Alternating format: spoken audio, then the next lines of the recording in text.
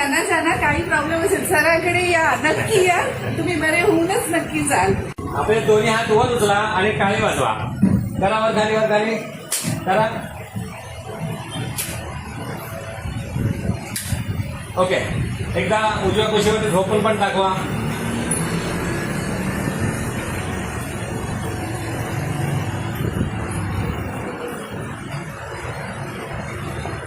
बरं, कसं वाटतंय आता दुखत नाही. उठा बघू. अरे एकदा खाली पण बसा. खाली बसून खाली घाला.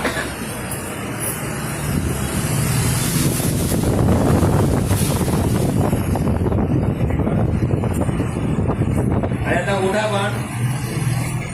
उठा. ओके. बरं, आपलं नाव सांगा. स्मिता कुठून आलोय आपण? सावंतवाडी. सावंतवाडीवरून. हा आपला हाताचा त्रास गेले किती महिन्यापासून होता? 2-3 महिने तरी. काय कंडिशन होती आपली? माझ्या हाताने काहीच वस्तू उचलता येत नव्हती. मला हात वरती पण जात नव्हता. पुन्हा म्हणजे आणखी दुखत होता पूर्णपणे. भांडं वगैरे चपातीचं पीठ म्हणजे घरची रोजची कामं मी काहीच करू शकत नव्हते. त्यामुळे मला आत्ता सरांकडे आल्यामुळे रिलीफ आता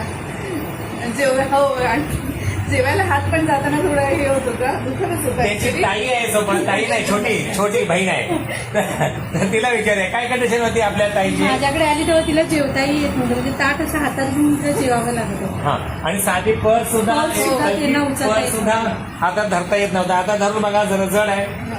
आणि अजून एक देऊया पिशवी. ह्याच्यात पण सामान आहे, हे पण जड आहे. दोन्ही एकदम बघा. आणि इथे येण्यापूर्वी काय कंडिशन होती? ही जवळपास 5-6 किलो वजनाचं आहे. 5-6 किलो वजन आणि 500 ग्रॅम सुद्धा हातात पिशवी धरता येत नव्हती.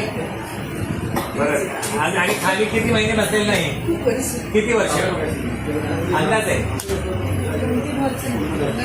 2-3 वर्ष खाली बसता येत नव्हतं, मांडी घालता येत नव्हतं. आता व्यवस्थित टकाटक झालेले आहेत.